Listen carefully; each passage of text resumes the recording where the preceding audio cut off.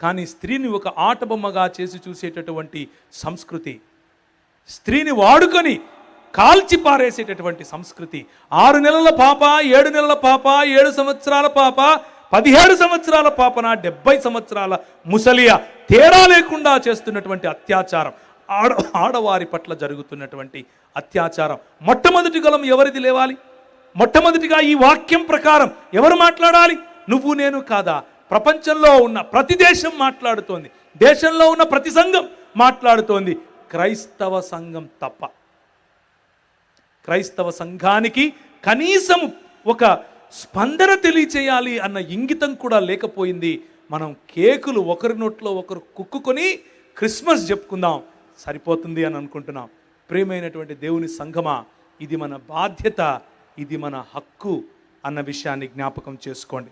దేవుని వాక్యం చెప్తున్నాడు, లెమ్ము తేజరిల్లుము, నీకు వెలుగు వచ్చి ఉన్నది, యెహోవా మహిమ నీ మీద ఉదయించెను, చూడుము భూమిని చీకటి కమ్మి ఉన్నది, కటిక చీకటి జనములను కమ్ముచున్నది, యెహోవా నీ మీద ఉదయించుచున్నాడు, ఆయన మహిమ నీ మీద కనబడుచున్నది.